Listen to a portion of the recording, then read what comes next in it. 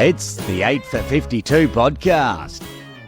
Hi, I'm Bonanza. G'day, Buschy here. And this is episode 7 of the 8 for 52 podcast. Buschy, we made it to episode 7. Yes, cruising along into the second over. Absolutely. First ball of the second over. Everyone out there, listeners, you can DM us on Insta.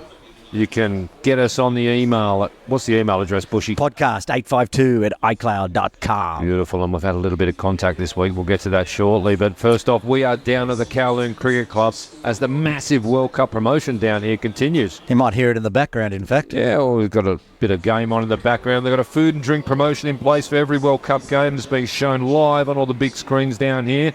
It's absolutely awesome, and everyone should try to get down, Buschy. But Buschy, all our listeners are very clear about one thing. We don't give a toss about the World Cup. No, I'm looking up at the screen, and both names that are playing tonight do not include HKG. No, and until Hong Kong get there, we won't be giving it any truck on this podcast. We concentrate on Hong Kong cricket, Buschy. That's what we're here for. What an exciting episode we've got coming up. We've got a My Story with Simon Willis. So you can hear the crowd in the background getting excited about Simon Willis's interview. Simon Willis, the head coach of Hong Kong China men's team. So we got the big man in. We got the All Stars coming up, so he's going to talk about that and his life. It's fascinating. Yeah, it's a really good shout. Hang around for that one. Buschy, where are our listeners from this week, my friend? Well, I'm going to run through the UK listeners this week. All right. We have listeners from London, Coventry, Walthamstow. I don't know if I said that right. Yeah, Walthamstow, that's correct. Uxbridge. Not Oxbridge, but Uxbridge. That's the last stop on one of the tube, Maybe someone was watching it on the tube. Purple line. Got off and that's when it recorded. Salford, Preston, Norwich, Salford, Norwich, Lancing, New Cross. I don't think I mispronounced that. No, that's all right. And good. Milton Keynes. Keynes, the home of Formula One. A lot of the Red Bull Formula One team is there, so I know that one. Hackney, Cheam and Bedford. We are huge in the UK, Buschy, and just let me tell you, we are the number one cricket podcast here in Hong Kong, the most listened to cricket podcast in Hong Kong. But in Great Britain, we're ranked number 74th. 74th? Yep. We were a little bit high last week. As of yesterday, I checked it. We're 74th most popular cricket podcast in Great Britain, a market we're not targeting. But we're in the top 100. Bring it on. We need more of it. Yeah, it's fantastic. Listen around the world. And also there's, of course, lots of listeners in Hong Kong because they like to hear about all the cricket that's been going on. Anyone out there in Salford or Walthamstow or anything else that Buschy just read out, get in contact with us, DM us, email us, not a problem at all. We're going to have all last week's games covered in the outs and ins. Unfortunately, Buschy, there was a bit more rain and we lost some games again. We got another typhoon animal. What was it called again? Koinu. What does that mean? Puppy. A typhoon puppy washes out Sunday cricket. I mean, that's just absolutely disgraceful. Anyway, we'll have outs and ins covered. We'll also have ins and outs for this weekend. We've got a reduced weekend, actually, Buschy, for club cricket, because you mentioned it earlier. We've got the All Stars. Oh, exciting. How good is that going to be, the All Stars? I've got the suitcase ready, packed out to Ting Kwong Road. Oh, you'll be on. Might come out and join you, who knows. And we've got plenty to chat about in Sky Plaza Road as well, with the World Cup qualifiers nearly upon us. The under-19 boys also flew out already this week for the Asia Premier Cup, and we're going to have all of that covered as well, that massive opportunity for the boys. And Buschy, we've been calling out DMs. We're getting a few DMs on Insta and a few emails as well. We might just sample a few. What do you reckon? Who has been DMing us? Who has been emailing us? Well, tell me. We've got a friend in India. Hi, 8 for 52 podcast. I am from India. Your cricket podcast work is really fantastic. Loved it. Keep rocking. Rocking we are. Thank you very much for that, DM. How good is that? And then young Afir Thakur, superstar up at Hong Kong Cricket Club. I know Afir. Yeah. He got in contact. Love the podcast. Easy way to get all the cricket in Hong Kong. I don't have to search Cricket HQ. I just have to listen to the podcast. Also love the Hong Kong players talking about themselves and their lives. Very informative, but fun to listen to podcast. No, that's what we try to do here. Thanks, Veer. That's fantastic, isn't it, Veer? Thank you very much for reaching out to us. Now, not only that, we just have a little email that I'll read out as well. It's from Jonathan, the enthusiastic cricketing amateur. Excellent. Yeah. How's it, chaps? Really enjoying the podcast. Think something which properly advertises, comments on, and reviews Hong Kong cricket is long overdue. Especially enjoyed the interview with Martin Coetzee, telling it like it is, or was, and still is. Hope the audience is growing. Looking forward to your coverage of the impending upcoming under-19 tournament in Malaysia. I think the Hong Kong boys have a good chance of taking the third spot and then jetting off to the Asia Cup in December. If you could find out the venue for this tournament, we would be most grateful. Well, Jonathan, the enthusiastic cricketing amateur, we can tell you that. The December tournament, we understand and have been told, is in Pakistan. Pakistan, nice. So it's a huge opportunity for the boys if they can finish in the top 3 in Malaysia and go on to Pakistan. So, look, thanks for reaching out, Avir and Jonathan. There were others, and our friend in India, and there are others. There is one that I want to point out. We've got a friend on Twitter who's looking to play cricket, and how's that going? He reached out. He's just an amateur. He can't afford to pay the fees of the big clubs. Fair enough. I feel the same. And he's looking for a club somewhere in Hong Kong, and I believe we're going to help him try to find a club. Yeah, we are. We're definitely going to help him. We're going to take that up with Cricket Hong Kong across the weekend at the All Stars, where we can have a little bit of a face. I don't think he's All Stars level. No, we're not. I just want some access to the Cricket Hong Kong people. Fair enough. Push us in the right direction and the right club for him. I think it was Measham. If I got your name wrong, sorry, but we're going to try to get Measham a game of cricket in Hong Kong. And there's plenty of clubs out there that are looking for players and not going to break the bank, so we'll get him a game. Absolutely. And then when we get him a game, we're going to follow him. He's going to be the each week. We're going to find out how he's going. He could very well end up being the 8 for 52 podcast player. Yeah, I like it. The 8 for 52 podcast player. We might be able to take on more than one, but he's first out of the barrel, so we'll take him first. We'll get him placed. We'll get him a club, and as you say, we'll follow him through. It's all about cricket here in Hong Kong. It's not about the World Cup rubbish that's going on at the moment. Anyway, this is the 8 for 52 podcast with Bonanza and Buschy. Let's get on with the show, my friend. Giddy up! It's time for Outs and Ends, a full wrap of senior cricket games in Hong Kong from last weekend. Here's Botters. Outs and ins again for this week, and we've got 8 matches to get through. Buschy will kick it off with Saturday Division 2, the LSW Leaders versus HKU. This one was out at PKVR. Leaders batted first, and it took Jiri down at number 9 to put on 45 off 47 to get them to 9 for 142 off their 35 overs. No one else actually even got to 15 runs. Did the extras? I don't know. Possibly. I didn't check that one. Yeah.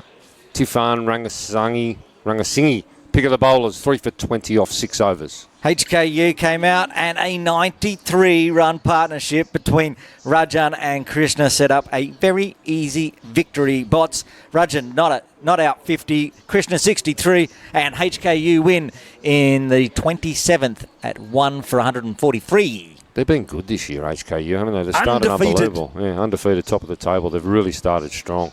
Good luck to them. Good luck to the boys there. SCC Lancers versus the India Club Shiraz. This one was out of Tim. And you remember, Buschy, we did predict a high score, and that's exactly what we got. Somaner, 91 off 66 opening, 4 fours and 9 sixes. Thank you very much. 30s from Jaya Singh, Ashfaq and Kambodge, and a 44 from 18 balls, including 6 sixes from the Test Jivan and the Lancers. 44 off 18. Yeah, 6 sixes, right, off 18 So balls. 36 of his 44 came off boundaries over the rope. That's a day out for Nitesh Jivan. And the Lancers are 8 for 293. Yeah, well, the India Club Suryas seemed a bit shocked, and they were rolled for 97 in 19 overs. 33 from Kuldeep Dhillon. The only runs of note, Asad Ashfaq added to his 30-odd with a 4 for 14. And the man of the day, Nitesh Jivan, backed it up. He got that 44 off 18, including 6 sixes. And he got a 3-for. That's an absolute day out for Nitesh Jivan. Well done to the Lancers. They did fantastically well. A smashing win for them, and they're 2 from 2 also undefeated. They're right up the top of the table with the HKU. That's a great start for them as well. It's really hotting up Div 2 with promotion on the line. Laguna Gully versus CCC Hung Si at GDB. Laguna Gully bowled all out in 34 overs. But they put up a total of 201. No half centuries, but 20s and 30s from Chaco, Kaderia, Sushil Semwal and Lobo. I mean, that's all you need. As long as you've got 10 players getting out there getting 20s and 30s, you get your score. It's a team game. A 5 for 20 for Henry Hsu for Hung Si. Well bowled. Hung Si rolled for 62, unfortunately. Jonathan Chidja, the only highlight with 28. Laguna Gully, first win of the year. On the board, the boys from Laguna Gully. Good on them. Let's go to Kaitak versus the Kowloon Cricket Club Saracens at KCC. A huge 8 for 255 from Kaitak batting first. Chris Ryan, a huge 95 off 69 balls to stand out. Well supported by a lovely half-century to opener Mayur Patel. Patel 56, and he and Ryan had a partnership of 149. Yeah, with the ball, Hasnan Kiani, I should say, for the Saracens, took 5 for 27, but a huge total. Effort. Yeah. He bowled well. Yeah, he grinded away. I was out watching the game. Great effort. For a while here, and watching online, because it's online from KCC. But a huge total chase, and they couldn't quite do it. Hamza Jawad with a great 52, and young Will Walsh, he batted very well. He had the gloves on as well for the Saracens in the under-15s for KCC as well. He got 40, but they could only manage 193 all out in the 32nd with the ball. Jean-Pierre Duplessis with a magnificent 6 for 40. Jean-Pierre, well bowled. 6 for 40. Now, just before we get to the table, Buschy, I just want to touch on the player leaderboards, which we're going to start tracking as well throughout the season. And Saturday Div 2, Chris Ryan from Kaitak, 2 innings, 158 runs at 79. Can I just point out something from that game that we just talked about? Chris Ryan, obviously 95 of that 158 came in that game. The friendship and the camaraderie at that game, when Chris got out at 95, everyone thought he was going down for the ton. Everyone from the Saracens, I've actually put a clip up on my cricket Twitter of all of the Saracens coming around, patting him on the back and saying, great job, well done, bad luck not getting a ton. And it was just great to see. It's Saturday Div 2. They're fierce competitors, but they're also mates out there on the field. What's going on? Why aren't they up under his nostrils, getting him out for 95, giving him these ones, really... To be fair, there was no audio for that game, so they might have been doing that. Right, fair enough. It looked like they were being very nice and patting him on the back. I'm sure they did. No, that's really good sportsmanship, and that's really good to see. It really is. And, he's the leading run scorer in Div 2 at the moment. It's only early days, but he's put on 158 runs, averaging 79. Just behind him, Hamza Jawad, he's had 3 innings with a not out. He scored 145 at 72.5 so far, and Yakzan Rajan, HKU, 2 innings, 1 not out, 134, averaging 134, not a bad start. Good start. There's your top 3 batters with the ball. Hasnan Kiani from Saracens, he's got 8 wickets already. Holds for that 5 up. Yeah, Rangasinghe, he's got 7, and Vishni Patharasarathari from Kaitak, he's got 7 wickets, so a good start for those top 3 batters, top 3 bowlers. Table, Buschy. Well, let's have a look at Saturday Div 2 at the top. HKU are clear on top on 5 points. 2 teams on 4 points. SCC Lancers and the Little Saiwan Leaders. On 3 points, we've got a bunch of teams. HKCC, Laguna Gully, Kaitak, and United Services Recreation Club. On 2 points, Kowloon Cricket Club and the India Club Suryas. 1 point for the Centaurs, and yet to notch up any points this year so far are the Little Saiwan Thunder and Craigenauer Cricket Club. Brilliant. Starting to heat up. A few games in now. Saturday Div 1. Let's go out first to Punjab Lions versus Jingsung, which was at Mission Road. Jingsung, 9 for 126. Anton Button, top scoring with 34. Elliot Scrivener, 33, but then really not a lot else, mate. Well, I'm glad that the Punjab Lions and Jingsung got out there on Mission Road, because the day after that, it turned into a cow paddock, and it still is, and we're still a bit worried about All Stars. But by that point, there was a good ground out there. Punjab ran it down easily in 18 overs exactly. Jagra Singh top scoring for 58 not out of just 39 balls, batting at 3. Romy Singh opened also 27, and it's a smashing for Punjab. Yeah, big win there, big win. Tartars versus Nomads, huge clash up at HKCC, with Nomads looking for their first win of the season after their fantastic year last year. Looking for their first win against the Tartars when the Tartars batted first, and they were rolled for only 120. Niaz Ali top scoring with 26. 3 wickets for the Iceman, Chandra Ramani and Dan Crowther. Should be an easy chase for the Nomads, yes? Well, it wasn't. 4 for 45, 6 for 58, 8 for 106, 9 for 112.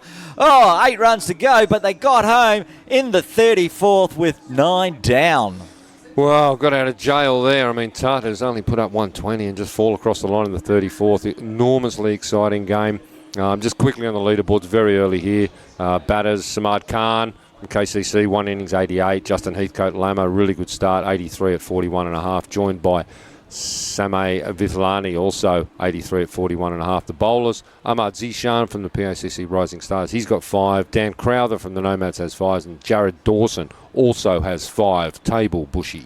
At the top, HKCC Gap Ramblers on 4 points. Then a huge bunch on 3 points. Little Taiwan, Punjab Lions, USRC, Pakistan Association, Hong Kong Cricket Club, Nomads, and Lama Cricket Club, all on 3 points. One on 2 points, that's the Charlie Bears.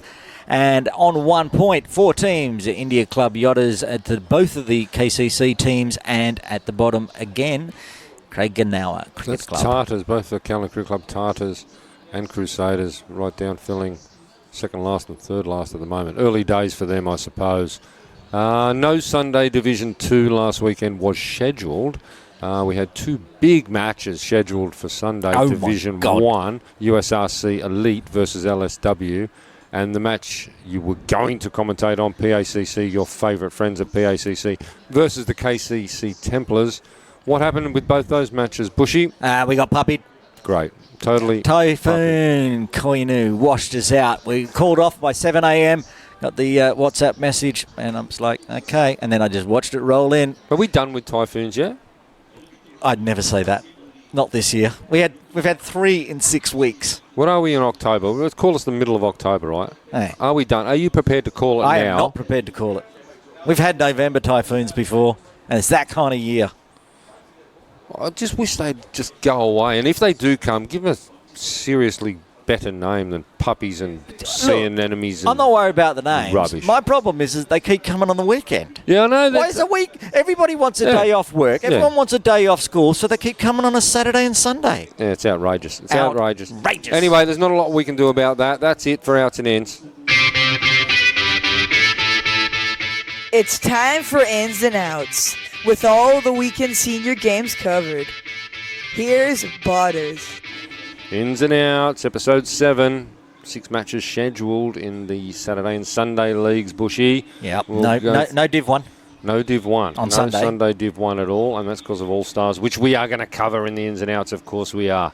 So let's start off with Saturday, Div 2, USRC Tigers versus the Thunder. I don't think the Thunder have won a game. I don't think they will here. They're out at GDB. I took the Tigers.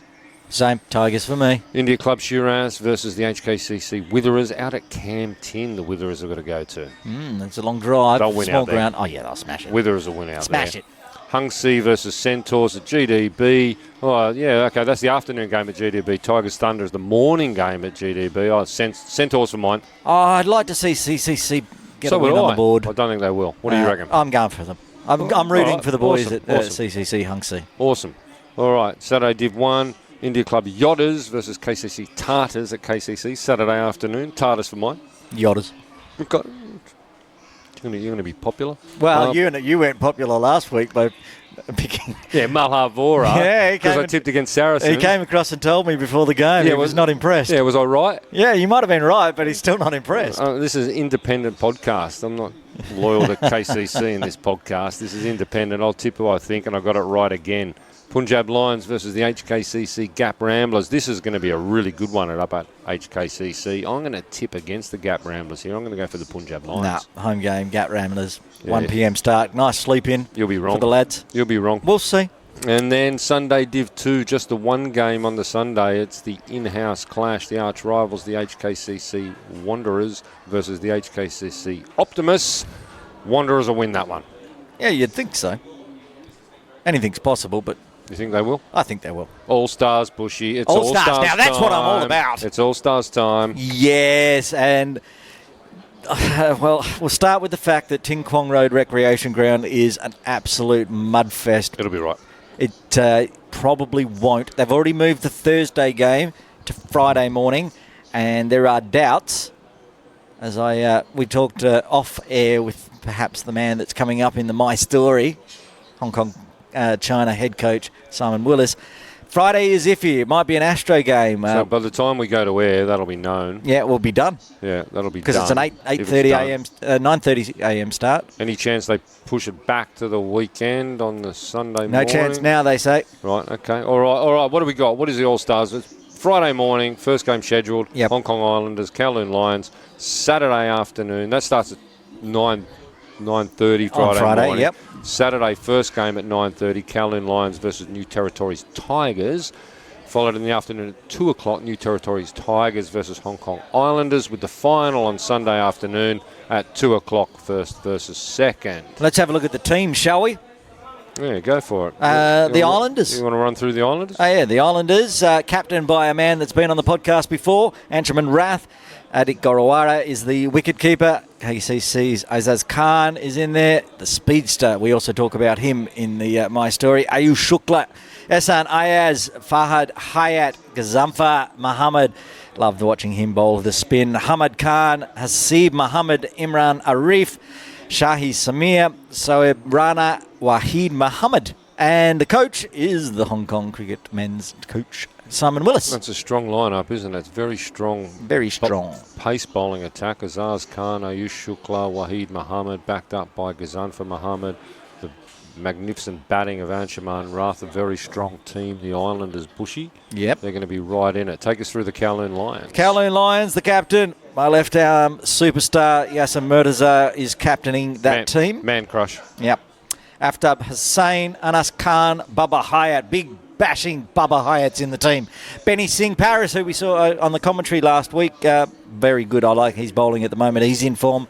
Dhananjay Rao, Hamid Mohammed. Jaden Botfield will be the wicketkeeper. Luke Jones, the spinner from HKCC's in the team. Rag Kapoor, Shahid Wasif, Tanvir Asfal, and Zakir Hayat. The captain, the coach, is Monadar. Monadar, legend of Hong Kong cricket. Got us that win in the 2014 T20 against Bangladesh in Bangladesh. Very strong spinning side here with Yazim, Aftab, Anas Khan.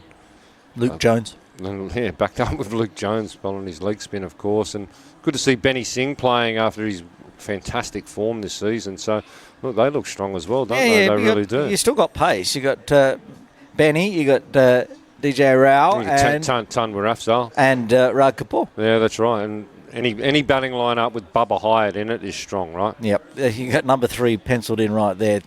The final team is the New Territory Tigers. Bots, who's in that one? Nazakat Khan is captain of that team. Akbar Khan, Asad Rashid, Daniel Bukhari, Devang Balsara, Isan Khan, Harun Ashad, Hassan Khan, Martin Kutsia, Madassa Hussain, Shurya Khan, Sunny Bimsaria, Zishan Ali will have the gloves, and they're going to be coached by Jawad Iqbal. These are all-stars teams. This sounds like people we've had on the podcast in the first 7 episodes. Plenty of them, and that's a strong team as well, isn't it? That's the thing. There is just 3 massive teams.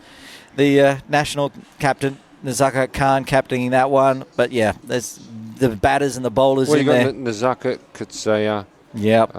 You've got the boys from Kowloon Cricket Club, Daniel Bukhari and Devang Balsara in that middle order. Ehsan Khan with the ball, Hassan Khan with the ball, Sunny Bimsaria there as well, and Zishan who does it with the gloves and with the bat. So they're very strong. Are we going to try to pick a winner here, Buschy? Are we going to? If we are, look, I'm just going to do it on where I live. I'm just going to go with the Islanders. All right. I'm happy with that. On that basis, I've got to go with the Kowloon Lions. Yeah, and right. Anyone that's living in the New Territories, apologies. It's a very good team, and they may well win. Because I mean, they've got Nazakat, Akbar, Martin. I mean, they could easily walk away with it. Any one of those 3 teams could win, and that's why it's so good. I'll tell you what is really interesting here, and it gets touched on in Simon Willis touches on the depth in Hong Kong as far as cricket. This is showing the depth that we do have. Yeah. And then just think about a few names who aren't here. How many names aren't there? Nazrullah Rana for a start. Now, probably injury problems. We're not sure about that. He had his having scans for his hamstring after Asian Games. But even just like here, we're at KCC, there's no Dan Pascoe. There's no Jamie Atkinson. Exactly. There's no so many players from all of the big teams. Think about Hong Kong Cricket Club. There's no Kinshit Shah. There's no Ninad Shah. Right? Yeah. So, I mean, you're talking depth of cricket here. It's fantastic, and it's really good to see. The other thing is you've only got Jaden Botfield playing from the under-19 squad who's in town because of exams. He hasn't flown out. Shiv Mathur's not playing, and Ahan Trivedi. None of the other Hong Kong boys under 19 39 boys players here, minus the 13 or 14 that have gone to under-19s. Right. I mean, that's some depth. That's right. I like this. I'm looking at this, and I am excited to call it. It will be live on Cricket Hong Kong Facebook page and Cricket Hong Kong YouTube. We're kicking off, we'll probably kick off about 9:15, I think, on Friday morning, as long as I get there on time. I'm not a big morning person. And for our India friend and friends, it's also live fan code in India, yes? Yes? Yeah. I don't know. Commentary will go all through. That's fantastic. Through fan code in India. I'm excited. That's what I understand. Well, love fan code, love Indian listeners. You're going to be commentating? Yep, I'm doing all 4 games. We're going to have our mate Jay Dunsinghani drop in on Saturday, I believe. Fantastic. You're going to drop in with we'll drop in. Bring the headset. We'll drop in with some expert commentary or something along those lines anyway. Yeah, you'll have a chat. Yeah. And we'll have. We do need to right now just give a big shout out to the sponsor, the major sponsor of the All Stars. The reason it's happening, of course, money is tight and it's hard to get sponsors for cricket in Hong Kong. The Sky Warriors Club, it's a cricket club, it's a tennis club, it's a badminton club. They're sponsoring the whole thing. The Sky Warriors Men's All Stars Series T20 squad, and it's so important lead up to the T20 World Cup qualifiers, which we will have covered later in Sky Plaza Road. But for the moment, the coach of the All Stars Hong Kong Islanders, Mr. Simon Willis, but more importantly, the coach, men's head coach of Cricket Hong Kong China, is up next in our very special interview.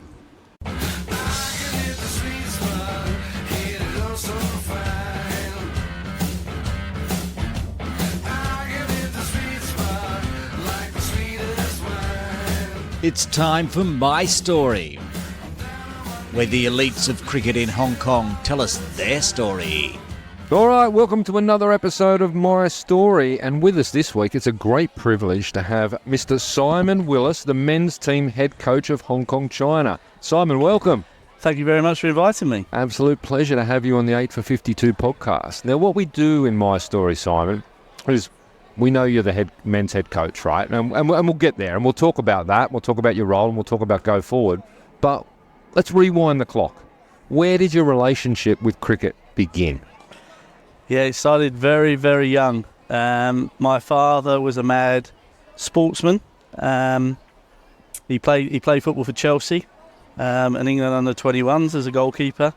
So when his football career finished, he could play a bit of cricket. And because of his football career, he couldn't play as much cricket during that time. So he focused on the cricket, and I was pulled around cricket grounds as a youngster. With my mum doing teas and all that kind of stuff. No interest in soccer? Football? Yeah, I played football in the winters, but generally it was cricket where we went as a family all together. And so you'd end up, hassling Dad's friends to throw cricket balls at you on the sidelines and wanting to be part of the adult setup as much as you could. So it started from a really young age. So he's played for Chelsea. He's obviously a very good footballer, goalkeeper. Then how was his cricket? Yeah, he was a decent cricketer. He played county second 11 for Kent. But, football was his priority. And unfortunately, he had someone called Alan Knott that was in front of him who wasn't a bad player. Rather handy, right? Absolutely. So he chose the football route did all right. So you've concentrated as a young bloke on your cricket. How did you work through that Kent system back in the day? Yeah, so again, because of Dad's influence, Dad played at a decent cricket club called Dartford Cricket Club that were in the top division in the county. And I was obviously given an opportunity very young. I think I made my county under 11 debut when I was 8 years old.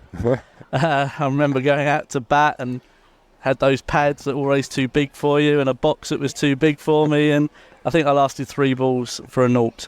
So I bet you loved it though. Oh, absolutely. Was really proud to get that opportunity, and stayed in the system, played every age group through the years. Had a few different roles. I was a leg spin bowler, batter when I was young. Then lost the leg spin because someone tried to teach me the googly, and I could never bowl the leg spinner again. So I got into my batting and actually bowled a little bit of off spin. And then later in my years, around 15, 16, I was playing in a game where the keeper broke his hand. And everyone looked around and said, well, your dad's a wicket keeper, you must be able to put the gloves on. So I was kind of thrown in the deep end a little bit. And this is not under 15s Division 4. This is the county age group. Yeah, county age good level group. cricket, So right? reasonable. Yeah. So I actually did an all right job. And from there, the coaches were like, "Okay, we'd like you to just continue to do this for a little bit." And got picked for the under 19s as a 16-year-old. Made my county second team debut at 15. Wow. So kind of got county contract. I was 18, 19. And then played 7 seasons as a professional. Right. Enjoyed every moment of it, but just got to that stage at 25 at the time when you're kind of thinking, am I going to earn decent money out of this game? It's great, to play it and get paid for it, but my wife at the time was pregnant with our first child, and reality starts to kick in a little bit. Yep. And things weren't quite going my way. And I just decided to pack up at 25. So you retired from playing for Kent at 25 years old. Correct. At that point in time, did you see coaching as your career, or was it something else? Well, given that you did every single job in the team for 10 years, it seems like coaching would be natural, but is that how it worked? Yeah, so in the winter, as a professional cricketer, we were only contracted for 6 months of the year. So basically April the 1st to end of September. So in the winter, you had to earn a living doing something. Uh-huh. Some guys would go overseas and play cricket to earn a living. Some guys would do other jobs, whether it's car salesman, postman. Yep. But I got into coaching. And, I actually found that I wasn't too bad at it, actually.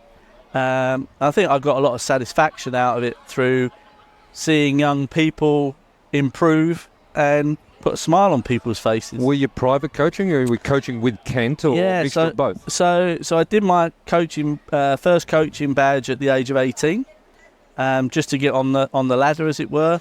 And I was coaching. It was public coaching, really, at the county ground at Kent. Then they asked me to go out into all the schools, so I did all the quick cricket stuff in playgrounds in freezing weather in December and January, just to pay the bills. Beautiful. Yeah.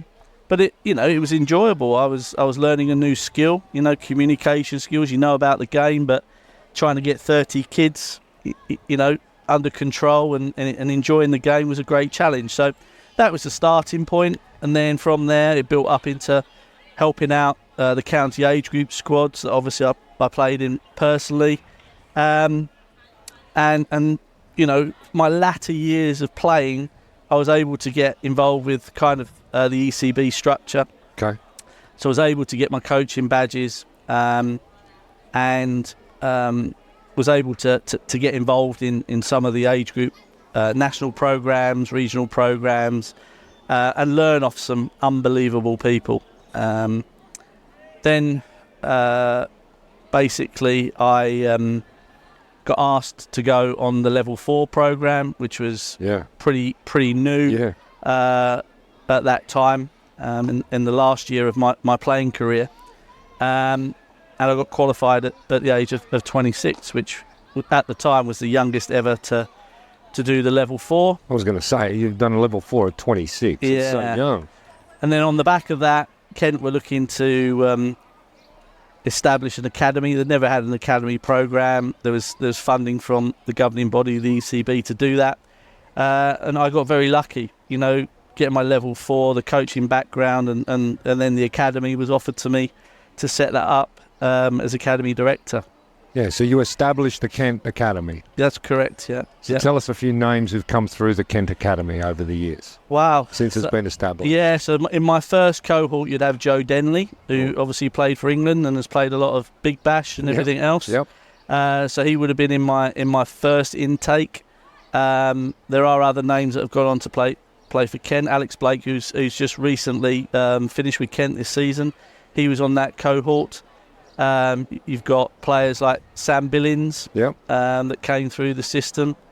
In more recent times, because I had two phases with the academy. In my second phase, Zach Crawley will be the big name that everybody knows on the wires. Very handy. Yeah, so I coached Zach from the age of 12 to 18 on that program. So that was very pleasing. Even Ollie Robinson was on the academy at Kent for a year with me.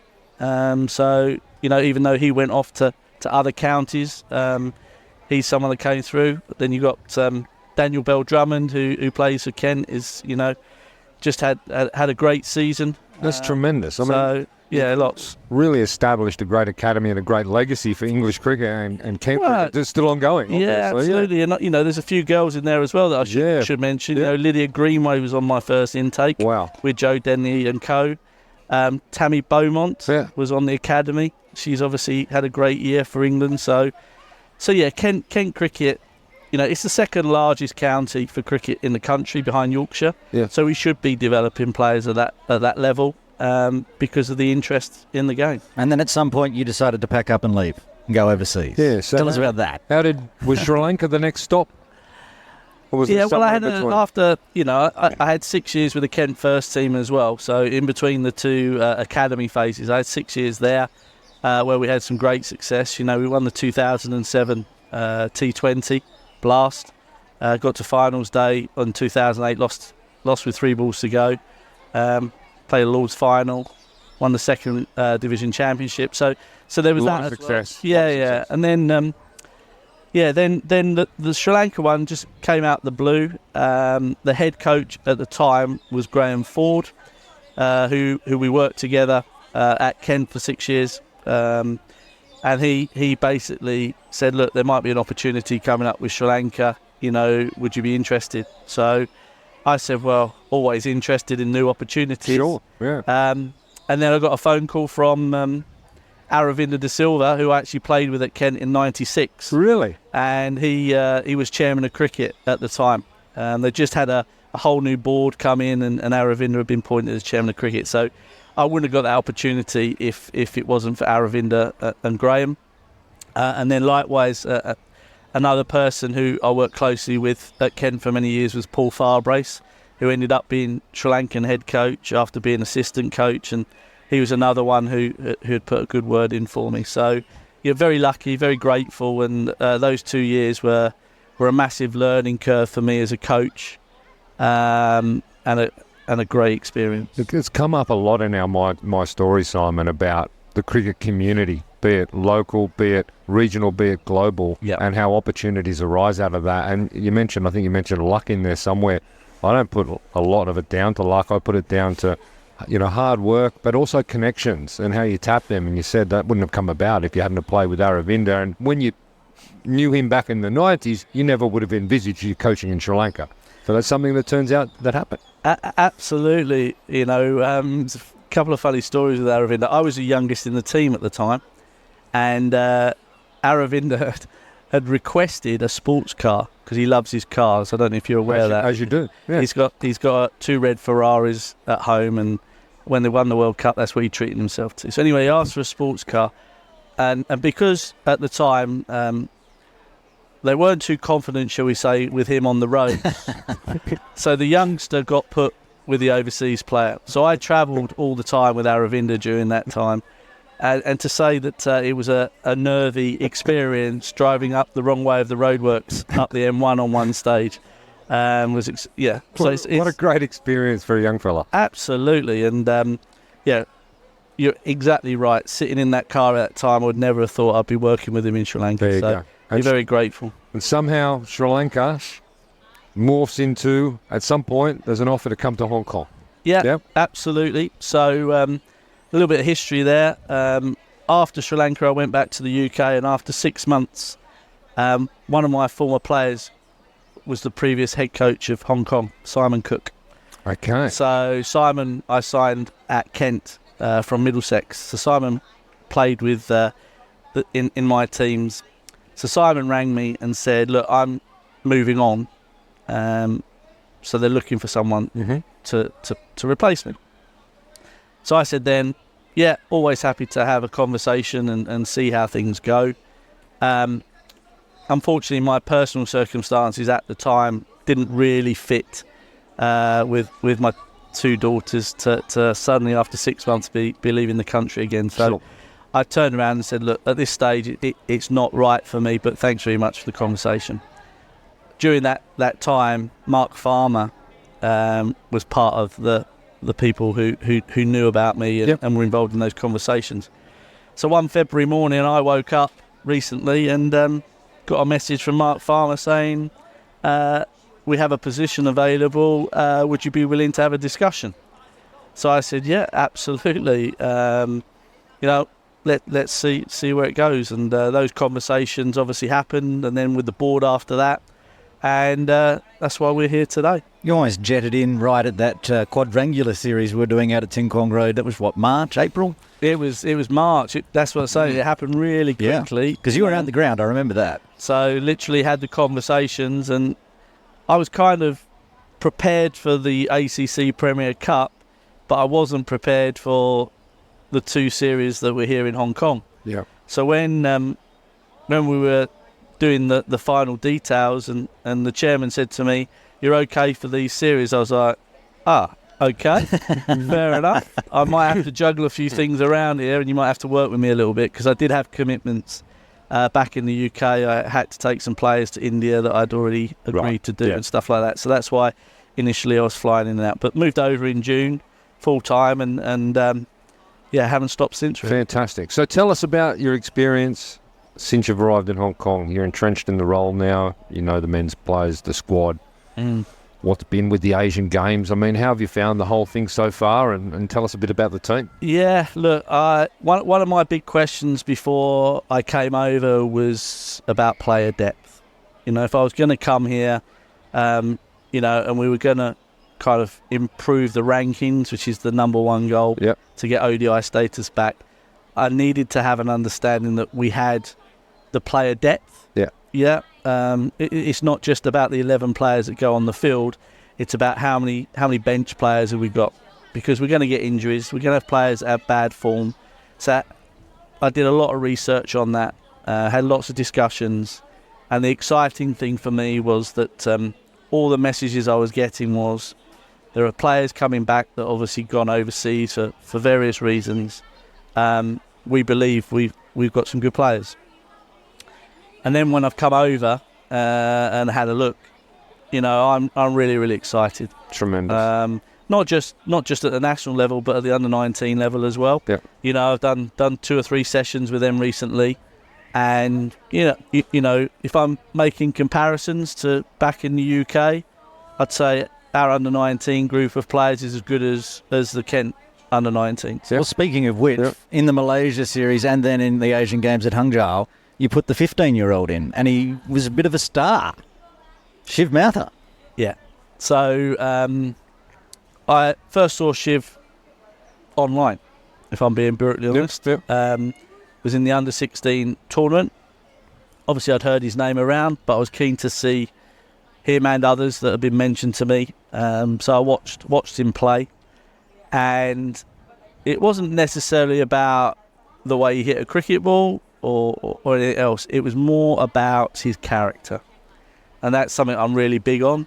Is we can teach skill, we can improve skill, all right, but character for me is something that is ingrained. And yeah, I came after seeing him play there. I came away thinking, if we have the opportunity, and Asian Games seem to be that opportunity, I'd like to get him involved, but not to the detriment of anything else. Of course. So, like his education, we sat down and we had long conversations with Dad to make sure that if this did happen, does it fit?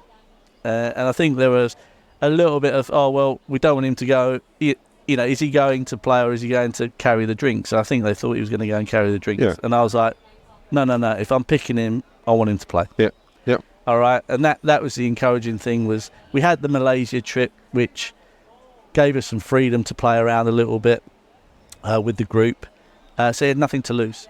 But the way he went and batted with Bubba, the maturity that he showed, for me was wow. Well, we saw that in Malaysia, that there was some very rusty players because there'd been no game time for months. Correct. And, of course, there was no warm-up. And so you could actually see the transition between the first game and sort of as we flowed into... And, I mean, the perfect example, I think, was Nazrul Arana. whose first game in Malaysia was not that great. I'm being polite. And by the end of it, he got 6 for. So it's just like the whole team see them to progress and then move into, and that's what you want for the team, more game time, more time out in the middle. Yeah, so I think we just had to be realistic. You know, when I got told about the Asian Games and the qualification behind the selection of players, it was like, wow, this is going to be my biggest challenge as a coach. Yeah. You know, I've got a group of players here, of which 5 really I only know out of the 15. There are 10 that I've never seen play cricket. We've got a limited amount of practice facilities available to us, and they've got a limited amount of time because of their work commitments. They're amateurs. So, you know, the whole practice period here was really about getting to know people, building relationships. It wasn't until we got to Malaysia that we were really going to see, can we play cricket or not? And it was very evident, you know, the guys were really nervous before the first game. They weren't clear on their game plans, you know. So I said to them, if I'm being brutally honest, we're going to learn lots in the next few weeks. So don't worry about the results, all right? Let's build it for the Asian Games, because that's ultimately what our goal is here as a group of people. So when the first 6 overs were there, I was thinking, geez, we've got a lot of work to do here. I thought the same. There's plenty of upside. Plenty of upside. We were watching it live. Yeah, there we in were. Hong Kong. Yeah, we were, you know, and yeah, it was an experience. And the good thing was, someone like Rana, we wanted to find out about him. You know, we wanted to find out, okay, when he comes into consideration for the national team going forwards, what's his role? Yeah. Because I don't think we were really clear on what his role is. People have told me he can do this, he can do that. So I said, let's find out. That's why we threw him in opening the batting. Yeah. That's why we threw him in opening the bowling. Yeah. Just All right. trying things out. Yeah. So from that first game, where even you said after 6 overs you were very nervous, how good was the feeling in the team to win that game against Japan in the Asian Games? Yeah, it was great, because you'd see the team grow, you know, and learn, and you know, probably after those first 6 overs, I would have loved to have asked the players, then, how are you feeling? How do you think we're going to go in the Asian Games? But all we kept saying is, let's learn from these experiences, let's reflect on it, and just look to improve game by game. And even the last 2 games, really, we could have won. We had a very bad decision go against us. Yeah. With Bubba. You know, Bubba's been hitting the ball beautifully. Was that 6? Yeah, he was dominating. Yeah, the guy was 5 yards over the boundary when he lobbed it back. So that was massive. And then the last game, you know, if we'd got 110, 120, you know, we had a chance of winning it. And that was just a little bit of game sense more than anything else. But what did happen was, with the Rana spell, we knew we had a decent spin attack, but it was just those bookends, as I call it, the top and the bottom. All right, and Ayush Shukla, after the first game, learned his lessons and is a high quality opening bowler. You know, the way he moves the ball, he gets good players out regularly, so that was a big find for us. And then Rana in those middle overs and death overs, we've now found their roles. So that's the exciting thing for me. You touched earlier on depth of squad, and we've got the All Stars coming up, starting this weekend, on Friday, and then the weekend. Looking forward to that. And what are you looking forward to in total? Because off the back of that, you're very swiftly on a plane for the warm-up tournament and then the T20 World Cup. Absolutely. Qualifiers, which is so important. And you're not allowed to pick the Islanders to win, because we know you're the coach of one of the 3 teams. So tell us quickly a little bit about the All Stars. Yeah, so, you know, when we did our planning stuff, this has obviously been introduced recently. It's basically a best v best tournament. You know, we want to try and keep increasing the competition, and it was felt that this would be a good tool to do that. Again, for me, it's a great learning opportunity. I'm going to see players I haven't seen before. and seeing, again, the depth of play. It's the 45 best players in Hong Kong, basically, with a few exceptions. Some are missing, absolutely. but 45. Well, less than 45. You can't. Mass is a bit off, Buschy. It's like Isn't there 15 on the side? 3 teams. It's not rugby union, mate. It's like 11 on the field, 2 reserves. Squads of 30. 13 Scots threes, 13. 39. There you go. Yeah. 39 are the best There we go. players, and six Continue. on, 6 on the bench. So you're going to get to see over the weekend the best players, and that's sort of what you're looking for to choose the team to go to Nepal. Well, we've got the squad for the World Cup, so this is more bigger picture. This is further down the line. So we've got series in January and March, home series. So for me, it's about competition for places. Do we know? Let's just pull you up on that. Do we know? I'm not aware of that. There's January and March home series. Is this part of the Challenge League? No. Forward, This is like last year when we had the series that I started with. So we had a quadrangular. Okay. And for the T20s, which is March. Yep. And we'll have a triangular in January for the 50 over. Brilliant. So, do you know who's coming? Not yet. Still to be decided. Start of January, end of January? End of January is the 50 over, yeah. Good. Fantastic. We're all back from holidays. Yeah, that's awesome. That's something else for us to look forward to. And like I said last week, I'm just going to go pitch a tent out at Tin Kwong Road because I'm going to be there for the next 6 months. You've got to go home, my friend. Yeah, You've got true. to go home. You've got to go home. So you've got Nepal coming up next after this All-Stars series. Yeah. Nervy times, but good times. How do you think you're going to go? That first warm-up series will be a really good test for the team, right? Look, that was one of our big learnings from going to Nepal previously. We wanted to make sure that the cricket that we played was against better teams. So we targeted, if I'm honest, we targeted UAE and Oman initially. And then UAE came back and said, look, we're going to Nepal, and Nepal are keen to do a triangular. So being that it was in Nepal, we bit the hand off. And That's superb. yeah, absolutely. So, we're getting out there. We've got good 10 days to get acclimatised, get used to pitches, really understand our roles and responsibilities, and see how we go against, 2 stronger teams. And then you've got the main qualifier, which has got 2 open spots to a T20 World Cup in the USA and West Indies. A lot to look forward to there. Absolutely. We've talked about doing something special, this group of players.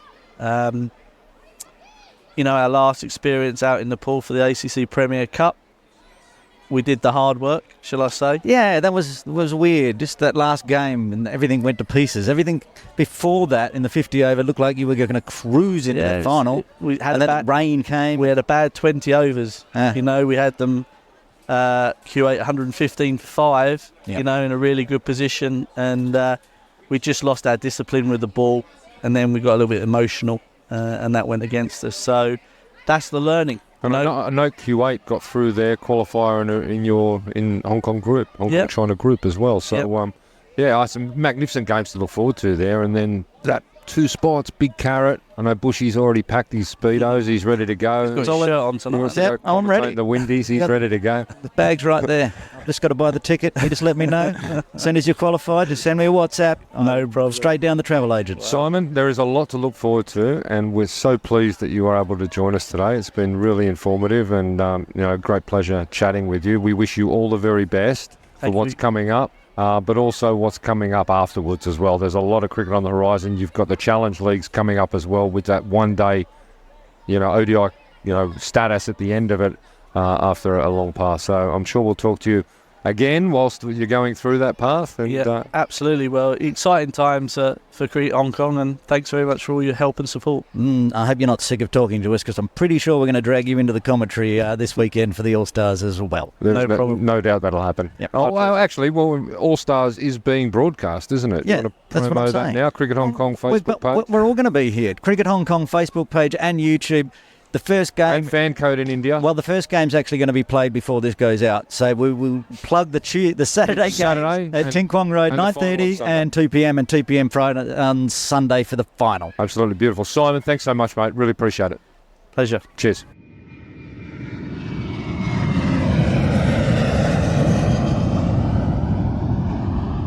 Sky Plaza Road time. The plane has taken off and we've got some exciting overseas cricket coming up. Bots, it's the under-19s. Yeah, the Asia Premier Cup down in Malaysia. Most of the under-19 boys flew out earlier this week. Jaden Botfield and Shiv Mathur will join them after the Indonesia game. They're going to miss the Indonesia game, but they'll be with the squad then.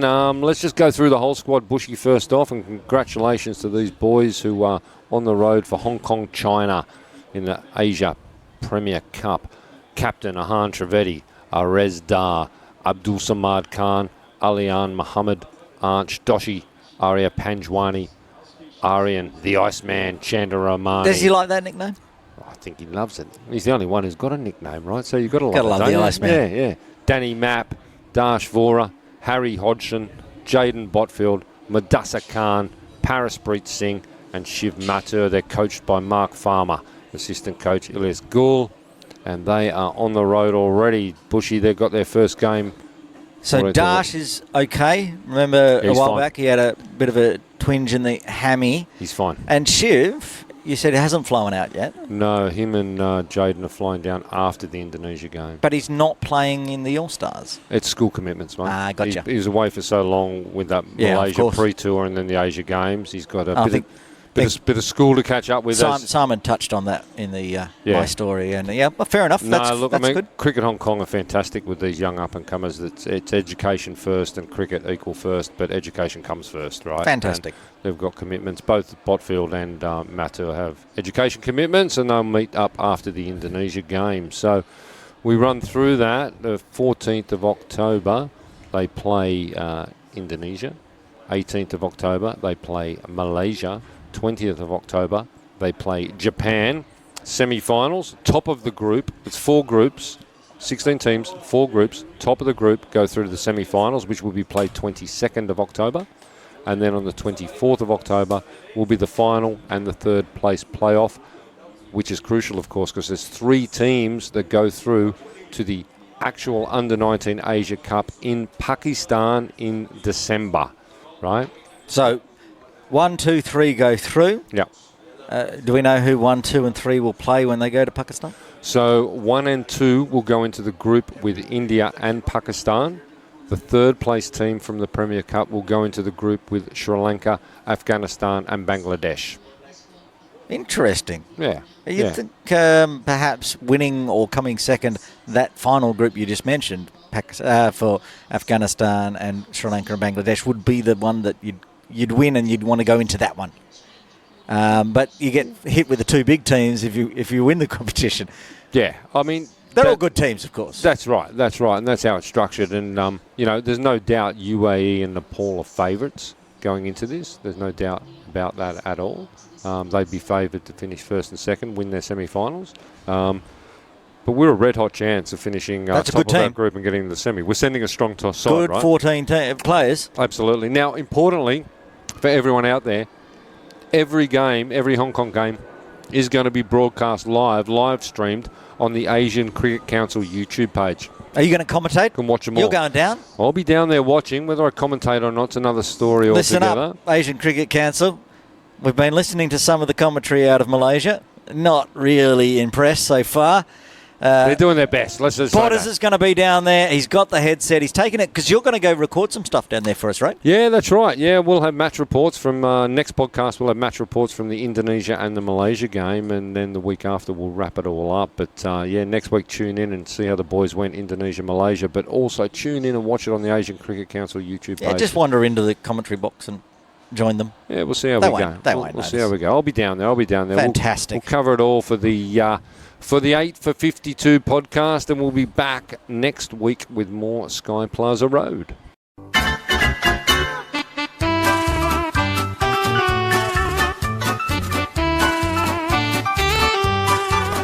And now it's time for Buschy's Birthday Bonanza. It's birthday time, Butters. Oh, the highlight of my week, Buschy's Birthday Bonanza. It is a bonanza. We got lots this week to get through. Starting up, Charlie Wallace from Hong Kong Cricket Club. He's having a birthday on Saturday the 14th, and he is turning, I'm going to say, 32. Oh, happy birthday. Great number, 32. Reverse of 23, my favourite number. Saturday, Charlie Wallace's birthday. I also want to say a big shout out to the matriarch of the Bush family, my mother. It's her birthday as well. Is that right? Yeah. Oh, fantastic. Mrs. Bush. I'm not going to say how old she is.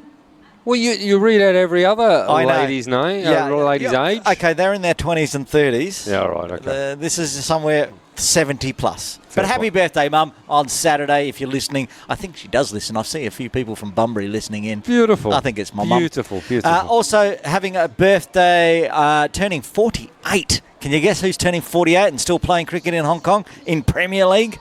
Monada. Nah. Hong Kong Cricket Club. No.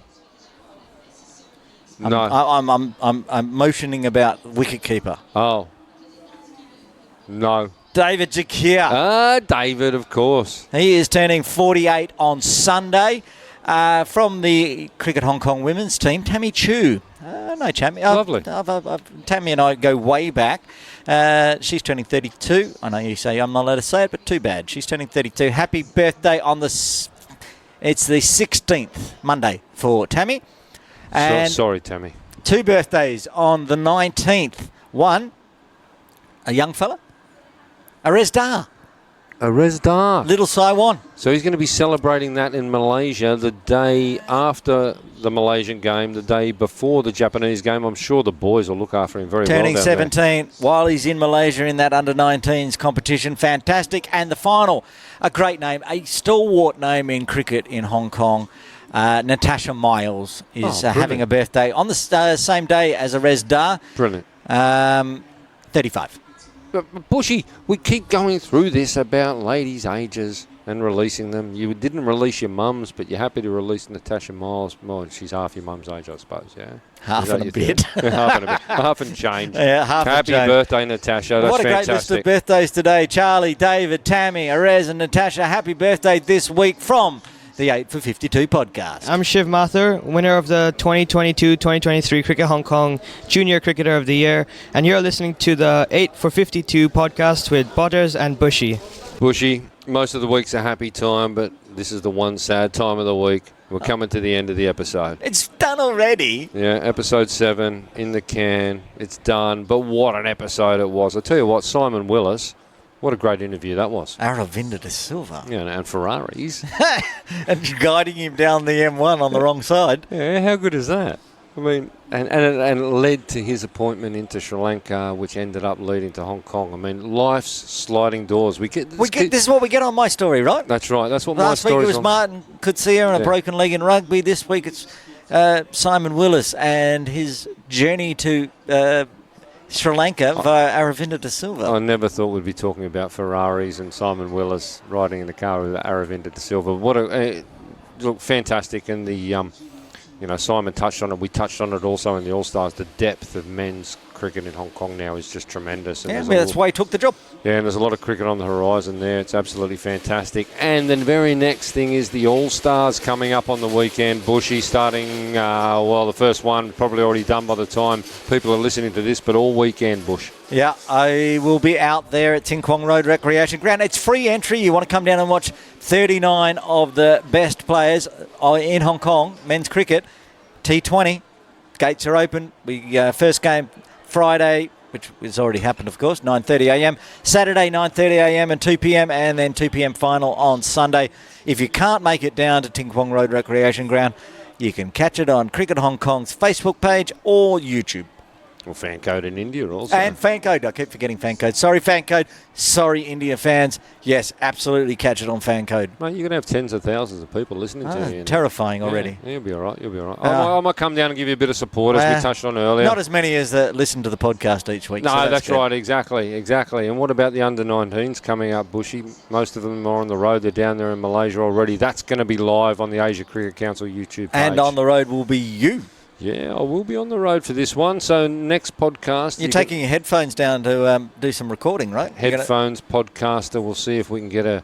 Well, we'll see what we can do as far as interviews are concerned. Maybe Coach Mark Farmer, maybe Ahan Trivedi, maybe man of the matches. But we'll definitely have wrap-ups of each of the games. We'll have a wrap-up of the Indonesia game and a wrap-up of Malaysia game for next week's podcast at a minimum, and possibly some interviews as well. And if you're in Malaysia, how are we doing the podcast next week? I think the royal we is you are doing the podcast next week. And My Story, is it My Story with Matt Botfield? Hi, this is Matt Botfield from Malaysia. Welcome to my story. Yeah, no, we won't be boring the listeners with No, my story next week. Matt Botfield's My It'll Story. be the one Botters. from Malaysia. It'll be the one from Malaysia, yeah. There won't be a Botter's My Story next week. That won't be happening. That shan't be happening. We want to keep people listening, not tuning out Buschy. I think that's the safest play. But we will have a lot of interviews and a big wrap-up of the under-19 boys down there. Yeah, and next week I'll just do the podcast by myself because I'm that talented, so we'll be good. You'll be right. Technology works in our favour, Buschy. Anyway, that is the end of episode 7 of the 8 for 52 podcast. Thank you, everyone. Thank you, everyone, for listening in all over the world, as you do, making us number 1 in Hong Kong and number 74 in Great Britain. Buschy, we're done. Catch you next week. Hello, good morning. We're tossing a The 8 for 52 theme song is The Coin Toss from the band The Duckworth-Lewis Method. Find them on Apple iTunes and YouTube and download that song and all their other cricket-related music. The 8 for 52 podcast is edited, produced and published by Matt Botfield and Aaron Bush for Trip Ahead Limited. Copyright 2023.